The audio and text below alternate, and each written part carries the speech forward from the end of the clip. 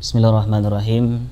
Assalamualaikum warahmatullahi wabarakatuh. Alhamdulillah, alhamdulillahilladzi arsala rasulahu bil huda wa dinil haqq liyuzhirahu 'ala ad-dini kullihi wa kafa billahi shahida. Asyhadu an la ilaha illallah wahdahu la syarikalah wa asyhadu anna Muhammadan abduhu wa rasuluh sallallahu alaihi wasallam la nabiyya wa la rasula ba'da. Jadi syukur kehadiran Allah Subhanahu wa taala. Alhamdulillah kita masih diberikan kesehatan oleh Allah dan masih bisa kita melaksanakan ubudiyah kepada Allah Subhanahu wa taala. Berselawat kepada Rasulullah, Allahumma shalli ala sayyidina Muhammad wa ala ali sayyidina Muhammad. Sahabat pendengar, kaum muslimin yang dimuliakan oleh Allah Subhanahu wa taala. Sebagai makhluk yang diciptakan oleh Allah Subhanahu wa taala, maka kita disebut dengan alam. Pada makna dengan alam, al-alam mutaghayyir. Alam itu berubah. Dulu kita tidak ada, lalu diadakan oleh Allah Subhanahu wa taala.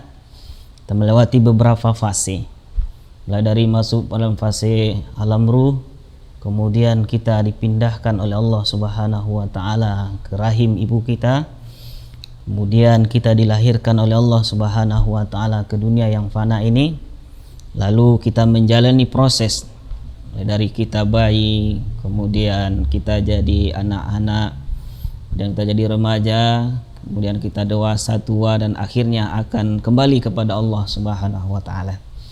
Dalam artian kita akan masuki tahap atau fase selanjutnya, yakni akan masuk ke dalam alam yang disebut dengan alam barzah. Sahabat pendengar yang dimuliakan oleh Allah Subhanahu wa taala, disebut dengan alam mutaghayyir, berubah. Yang tidak berubah itu hanyalah Allah Subhanahu wa taala. Laisa lahu bidayah wa laisa lahu nihayah. Allah itu tidak ada awal, tidak ada mula. Wal awal wal akhir wal zahir wal batin. Itulah Allah Subhanahu wa taala. Nah, beda dengan kita kaum muslimin yang mulia, rahmati Allah Subhanahu wa taala. Kita ini selalu mengalami perubahan. Dari ada, kemudian tidak ada, kemudian ada, kemudian akan kembali kepada Allah Subhanahu wa taala. Jadi fase yang kita sudah jalani itu sekarang adalah pertama sudah masuk alam ruh, kemudian sudah masuk alam rahim ibu kita, kemudian kita sudah di dunia ini, dan kita akan masuki fase seterusnya yang disebut dengan alam barzah. Bagaimana kondisi alam barzah? Tidak satu pun yang tahu kita. Karena kenapa? Tidak ada satupun orang yang sudah dimasukkan ke dalam alam barzah itu kembali bisa bercengkrama dengan kita.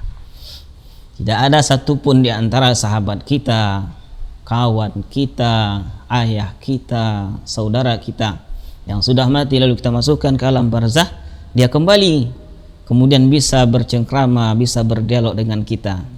Kalau seandainya ini bisa, maka kita pasti akan bertanya-tanya, bagaimana keadaan Anda di sana? Bagaimana saudara di alam sana? Apa yang saudara alami? Karena ketidaktahuan kita ini, sementara kita pasti masuk ke dalam sana, apa persiapan yang akan kita bawa menuju alam tersebut? Apa persiapan yang akan kita kumpulkan untuk meneruskan daripada fase selanjutnya? Kalau tanpa persiapan, maka kita pastikan kita tidak akan selamat. Kalau tanpa persiapan, maka tunggulah bagaimana nanti kita akan diobrak-abrik oleh malaikat Allah Subhanahu wa taala. Sahabat semuanya, para pendengar yang dirahmati oleh Allah Subhanahu wa taala.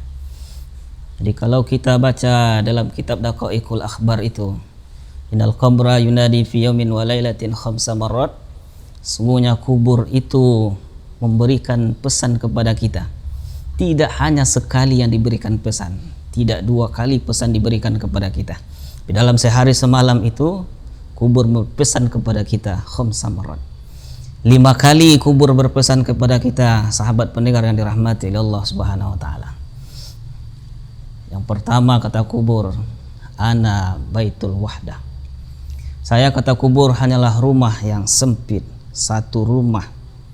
Kalau kita di dunia ini bisa buat sepuluhan rumah, kita bisa buat rumah bertingkat ke atas, bertingkat ke bawah, luasnya yang luar biasa.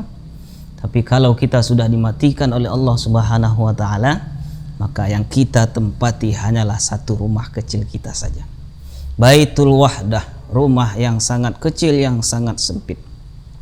Coba kita bayangkan, sahabat pendengar yang dirahmati oleh Allah, setiap orang yang sudah dimatikan itu tidak akan pernah luas kuburnya 1 hektar, tidak akan pernah kuburnya 2 hektar, palingan luas kuburnya hanyalah 1,5 meter saja.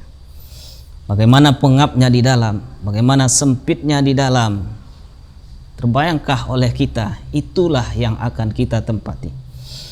Kata Rasulullah SAW, jangan cemas, jangan takut. Yang sempit dalam pandangan mata kita, yang kecil dalam pandangan mata kita, sebenarnya bisa diluaskan, sebenarnya bisa dilapangkan. Dengan apa? Kata Rasulullah SAW, faja'al laka munisan bi qiraatil Qur'an. Kalau kamu ingin kuburmu itu lapang, kalau ingin kuburmu itu luas, diluaskan oleh Allah Subhanahu wa taala, ja'al laka munisan bi qiraatil Qur'an. Maka setiap hari jangan pernah kamu lupakan membaca Al-Quranul Karim. Ini pesan kubur yang pertama kepada kita. Bahwasanya kubur itu sempit, bahwasanya kubur itu tidak seperti yang kita bayangkan luasnya. Nah, itu yang akan kita tempati. Nah, bagaimana cara kita meluaskannya? Kata Rasulullah SAW, kubur itu berpesan, luaskanlah, lapangkanlah dengan membaca Quran setiap hari. Jangan pernah kita lupa memegang Quran setiap hari. Jangan pernah kita lupa membaca, membalik-balik kalam Allah setiap hari, berbicara dengan Allah, membaca surat cintanya Allah setiap hari. Toh gunanya untuk kesejahteraan kita. Toh gunanya adalah untuk kemaslahatan kita di alam barzah. Berikan kelapangan, kesenangan oleh Allah Subhanahu wa taala. Ini yang pertama, pesan kubur kepada kita. Yang kedua, sahabat pendengar yang dirahmati oleh Allah Subhanahu wa taala, ana baituz zulmah, kata kubur, saya adalah rumah yang tidak ada lampu penerang. Saya rumah yang tidak ada PLN, tidak ada PLTA, tidak ada listrik, tidak ada lilin, tidak ada penerang. Sangat zulmah, begitu gelapnya, sahabat semua yang dirahmati oleh Allah. Tapi ingat pesan kubur, apa yang dikatakan oleh kubur kepada kita, walaupun begitu gelap bisa kita terangi, walaupun begitu gelap gulita bisa kita sinari. Dengan apa? Kubur berpesan, kubur kita yang gelap itu bisa kita terangkan, kubur kita yang gelap itu bisa kita sinari. Dengan apa? Bahan bakunya adalah fanawir ala zahrih bisolatil lail. Ini bahan bakunya, Nawir ala zahri bisalatil lail. Apa bahan bakunya? Ketika kita ingin kubur kita itu banyak PLN-nya, banyak lampunya, banyak sinar terang menderangnya, maka bahan baku yang kita harus siapkan itu adalah memperbanyak salat malam. Di salat malam yang kita lakukan itu, sahabat semuanya, adalah untuk menjadikan kubur kita terang. Makin banyak salat malam kita, maka semakin terang kubur kita. Makin banyak salat malam kita, maka semakin bersinar kubur kita. Banyak nanti PLN pribadi kita. Jadi bukan di dunia saja kita bisa buat PLN. Kita bisa menciptakan PLN kita dengan apa? Bahan bakunya adalah salat malam. Di salat malam yang kita lakukan, sahabat semuanya, itu adalah untuk penerang kita, untuk lampu kita. Ini pesan kubur yang kedua. Yang ketiga, sahabat semua yang dirahmati oleh Allah Subhanahu wa taala, ana baitu turab. Saya, kata kubur, rumah yang tidak terbuat daripada marmer, yang tidak terbuat daripada semen, tidak terbuat daripada keramik, tapi hanya terbuat daripada turab tanah.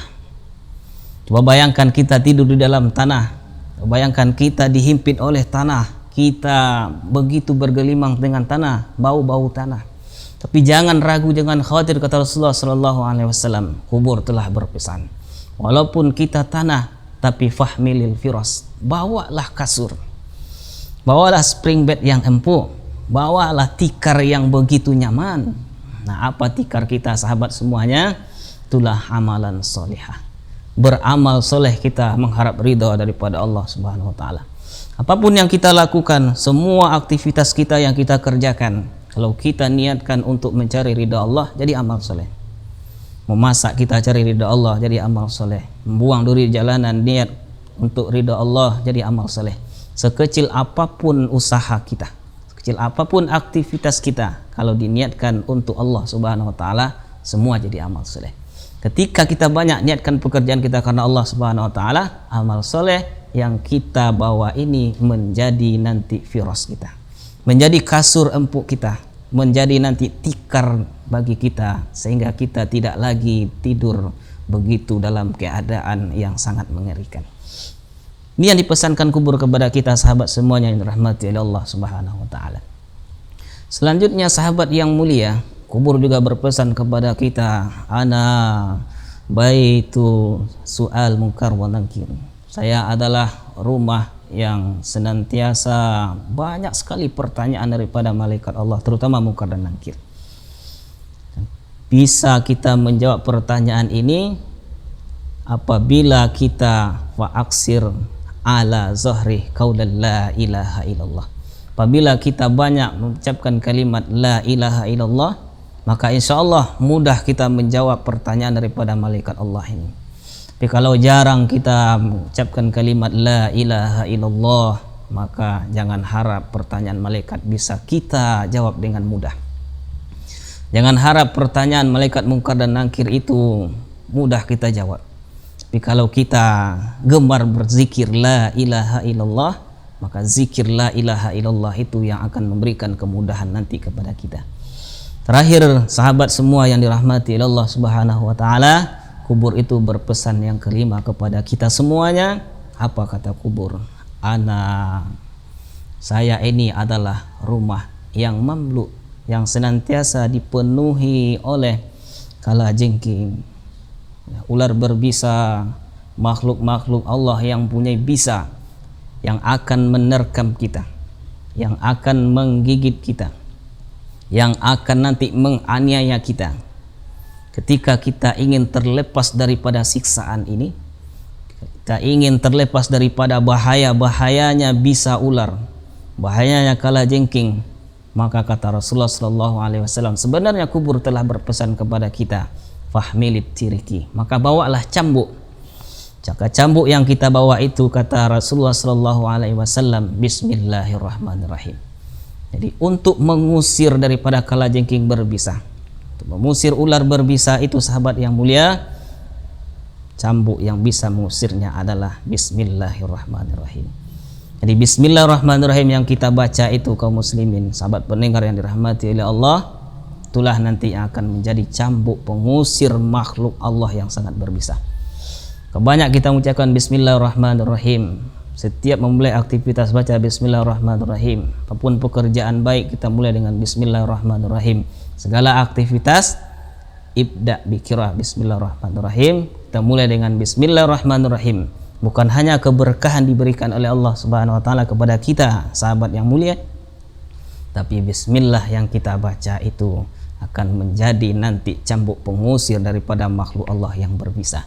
Tidak akan sanggup lagi dia mendekat kepada kita. Tidak akan sanggup lagi ular berbisa kalajengking itu untuk mendekati tubuh kita. Kenapa? Datanglah bismillah yang banyak kita baca di dunia ini. Jadi oleh sebab itu sahabat pendengar yang dirahmati oleh Allah, maka inilah yang harus kita amalkan. Inilah yang harus kita perbanyak sahabat yang mulia. Karena kita tidak mengetahui bagaimana nanti kita berada di alam barzah. Tapi kubur sudah berpesan kepada kita, ini masalahnya nanti dalam kubur, maka sediakan ini, kata kubur. Di masalah yang sudah dikemukakan disertakan dengan solusi juga, maka tinggal bagi kita lagi sahabat yang mulia, apakah kita ingin aman di kubur kita? Maka 5 pesan kubur ini kita amalkan dalam kehidupan kita di dunia ini. Selagi masih kita hidup ini, tidak ada yang mustahil untuk beribadah kepada Allah Subhanahu wa taala. Semoga ada manfaatnya bagi kita bersama. Wa'tabiru ya ulil absar. Assalamualaikum warahmatullahi wabarakatuh.